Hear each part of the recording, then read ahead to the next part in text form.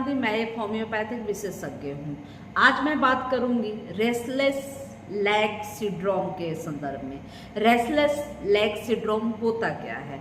Restless leg syndrome का मतलब है कि आप जब भी बैठे हों या लेटे हों तो आप पैर को पूरा हिला रहे हो, यानी कि पैर कंपिंग होता है, पैर हिलते रहते हैं, एक मूवमेंट में रहता है। और कभी कभी हमें जानबूझ के हिलाना पड़ता है ताकि आपको एक सुकून महसूस हो। फिर उसके बाद कभी कभी ऐसा होता है कि व्यक्ति को खुद ब खुद पैर हिलने लगते हैं और इतना ज़्यादा उसको हिलाने में मग्न हो जाते हैं कि वो समझ नहीं पाते कि क्या करना है। इस विषय पे पैर हिलाने के जो संदर्भ में बात मैं कर रही हूँ, हमारे इंडियन कल्चर में इसे पैर हिलाना बहुत ही अशुभ माना जाता है और इस पे बहुत सारे लोग टोकते भी हैं कि पैर क्यों हिला रहे हैं। लेकिन जिन लोगों को ये समस्या होती है रेस्टलेस लेग सिंड्रोम की, उन लोगों को कितना भी टोकने पे वह मान नहीं पाते और उनकी मजबूरी हो जाती है कि पैर हिलाना ही है। हिलाने से उनको एक सुकून मिलता है और कभी कभी ये सुकून मिलते मिलते इतना ज़्यादा इरिटेट हो जाते हैं फिर भी पैर हिलाना नहीं छोड़ पाते। इसकी वजह है कि उनको कोई ना कोई समस्या की वजह से उनको इस तरह की बीमारी हुई है जिसका नाम है रेस्टलेस लेग सिंड्रोम। तो इस सिंड्रोम के लिए होम्योपैथिक बहुत ही बेहतरीन दवा है, क्योंकि अन्य पैथियों में इस विषय पर उतना अमल नहीं किया जाता, इससे सुधारने का कोई प्रयत्न नहीं किया जा सकता। लेकिन हमारे होम्योपैथिक, चूँकि एक माइंड से रिलेटेड ये समस्या होती है रेस्टलेस लेग सिंड्रोम की, और माइंड से रिलेटेड जितनी भी समस्या है होम्योपैथिक से बेहतरीन कोई ट्रीटमेंट नहीं हो सकता। क्योंकि रेस्टलेस लेग सिंड्रोम होने का कारण क्या है, अब बात कर लेते हैं कि कारण क्या है। तो कारण जो होता है वह माइंड से रिलेटेड होता है। आप बहुत ज़्यादा डिप्रेशन में रहते हैं, बहुत ज़्यादा चिंतित रहते हैं, किसी वर्क पर आप सोच रहे होते हैं, इस तरह के मूवमेंट में ही ज़्यादा पैर हिलते हैं। दूसरा चीज़ कि कभी कभी आपके शरीर में जिंक का, आयरन का कमी हो जाए तो भी पैर में इस तरह का कंपन होता है, आप पैर हिलाते हैं, पैर हिलाने से आपको बेहद सुकून महसूस होता है। क्योंकि होता यह है कि जब हम किसी विषय पे सोच रहे होते हैं तो हमारा जो माइंड है उसमें एक डोपामीन एक केमिकल होती है जो न्यूरोमीटर में उत्पन्न होता है। वह डोपामीन में कोई उतार चढ़ाव, कोई बदलाव आता है जिसकी वजह से ये स्थिति पैदा होती है।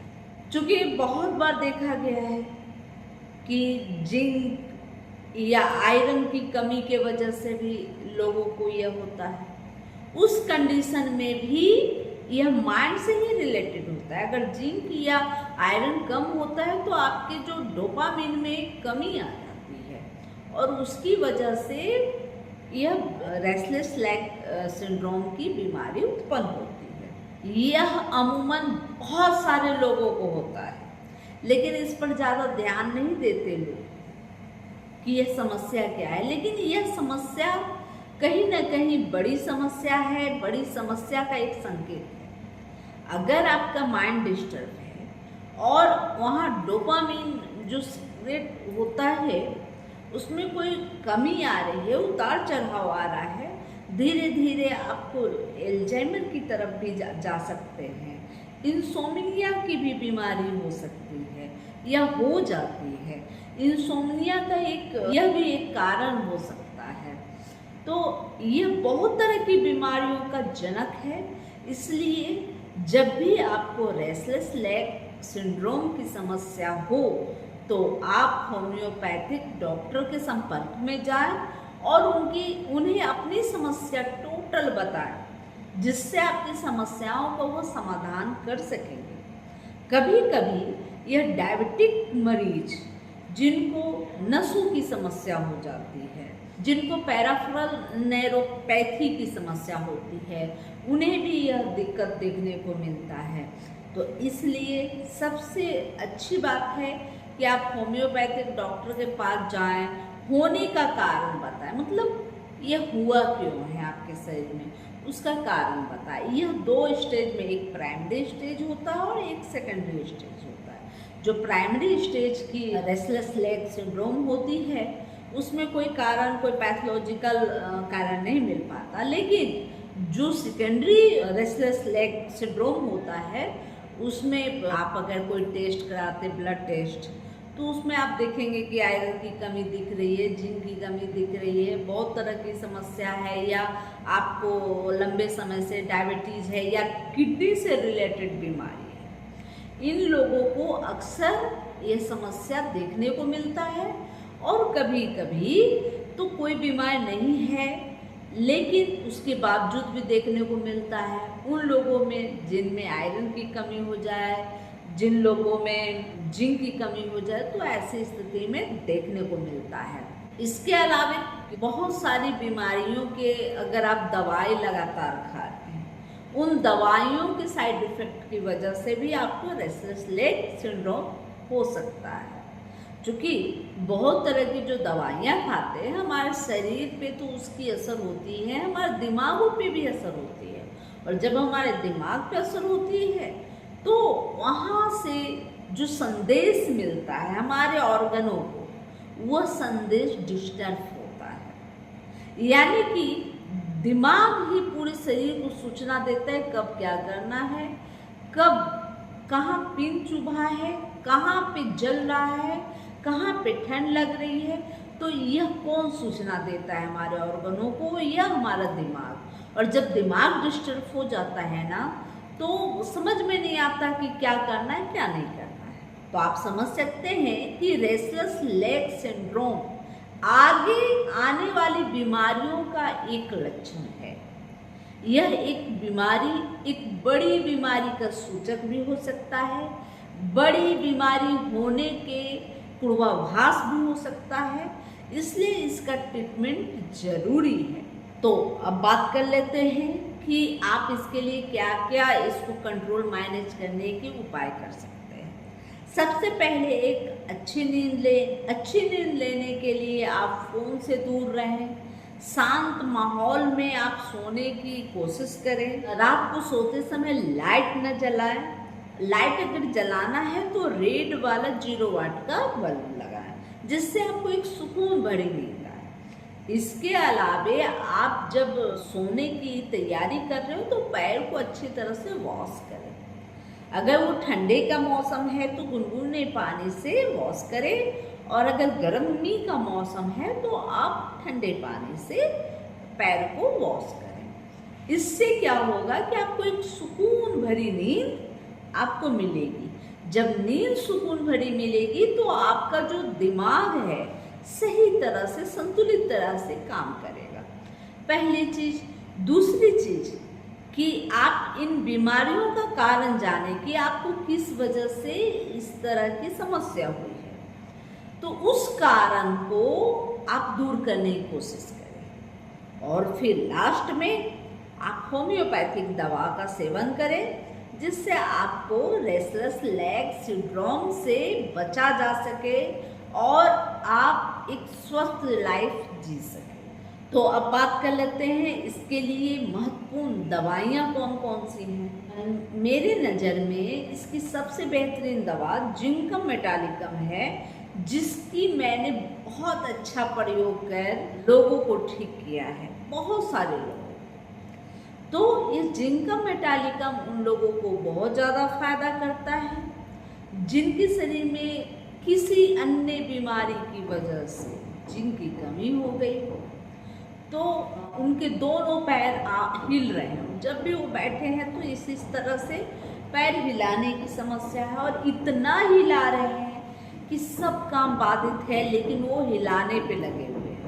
वो खुद से कंट्रोल कर नहीं पा रहे हैं, वो हाथों से पकड़ के उनको रोकना पड़ता है पैरों को। इस तरह के दोनों पैर हिलते हैं।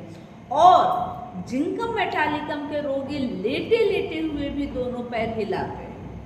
तो ऐसी स्थिति में आप जिंकम मेटालिकम दें। ऐसे एक मरीज थे जिनकी किडनी की समस्या थी, यानी कि किडनी फेल थे और वो डायलिसिस पे थे। बार बार पानी पीने से उनके नसों में पानी भर जाता था, बार बार डायलिसिस होती थी तो कुछ ठीक होते थे। फिर ऐसे लोगों को मैग्नीशियम, जिंक, आयरन की कमी होती है अक्सर, और ऐसी स्थिति में उन्हें पैर हिलाने की बहुत तीव्र इच्छा होती थी। जब भी बैठे हों तो पैर हिला रहे हों, कभी पैरों में जो जलन हो जाए, कभी ऐंठन हो जाए तो भी वो पैर हिलाएं। तो ऐसी स्थिति में जिंकम मेटालिकम लेने से उनके पैरों का हिलाना, पैरों के अंदर जलन का सेंसेशन, झंझनाहट का सेंसेशन, सूनपन, पैर हिलाने के कंडीशन को देखते हुए डी और इन सभी समस्याओं से वो मुक्त हो गए, स्वस्थ हो गए। तो ऐसी जिंकम मेटालिकम मेरी इस मामले में एक बहुत ही अच्छी दवा है, लेकिन इसके अपने सिम्टम हैं और सिम्टम के आधार पे ही होम्योपैथिक में दवा दी जाती है। इसके अलावा मैग्नेशिया फॉस भी बेहतरीन दवा है। जब किसी अन्य बीमारी से आप जूझ रहे हो या आपके शरीर में इम्यूनिटी कमज़ोर है या आपके शरीर में ऐसा लगता है कि शरीर बस खोखला पड़ा है, उसमें जान नहीं है, उसमें बहुत तरह की कमजोरी महसूस होती रहती है, और ऐसी स्थिति में आपको हमेशा पैर में ऐंठन वाला दर्द हो, क्रैम्प्स आ जाए, मरोड़ने जैसा महसूस हो, मरोड़ते हो पैरों को हाथ से पकड़ के तो आपको आराम महसूस हो, या गुनगुने पानी में अगर पैरों को डालते हो तो आपको आराम महसूस हो, तो ऐसी स्थिति को देखते हुए मैग्नेशिया फॉस देनी चाहिए ऐसे रेस्टलेस लेग सिंड्रोम के में। तीसरी दवा है फेरम मेटालिकम। अगर आपके शरीर में आयरन की कमी है आपके शरीर में, तो ये फेरम मेटालिकम एक बहुत ही उत्तम दवा है पैरों को हिलाने वाले स्थिति को देखते हुए आप उसमें दे सकते हैं। अगर आपने सीबीसी या कोई भी टेस्ट कराया है जिसमें आपको दिखाई देता है कि आपके शरीर में खून की कमी है, या आपने आयरन की टेस्ट कराई है तो आयरन की कमी है, तो वैसी स्थिति में फेरम मेटालिकम एक उत्तम मेडिसिन है और आपको इस समस्या से आपको दूर करने में अति शीघ्र लाभ प्रदान करेगा। इसके अलावा हेलाबोरेस भी है जिसमें एक पैर लगातार हिलता है, सिंगल पैर, दोनों पैर एक साथ में एक पैर हिलाने की प्रवृत्ति हो, वैसी स्थिति में हेलाबोरेस बहुत अच्छा फायदा करता है। बहुत सारी दवाइयाँ हैं जिसमें एक दवा कोनियम भी हो सकता है, कोनियम में भी यह देखा जाता है। एक और दवा है जिसमें कैलकेरिया फॉस ले सकते हैं।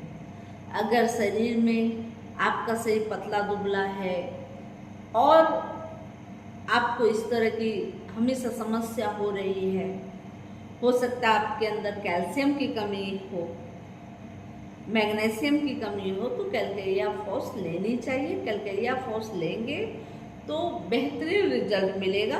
ये कैरी करता है आपके जो सिम्टम आ रहे हैं, सिर्फ रेस्टलेस लेग सिंड्रोम ही नहीं, उसके साथ और भी बहुत तरह की समस्याओं को जोड़ के देखा जाता है, आपके मानसिक स्थितियों को भी जोड़ के देखा जाता है, आपके शारीरिक ढांचाओं को भी देखा जाता है, और सबको देखकर आपके चिकित्सक आपके लिए एक अच्छी उचित दवा आपके लिए तय करते हैं, और तब यह होम्योपैथिक आपको बेहतरीन लाभ देता है।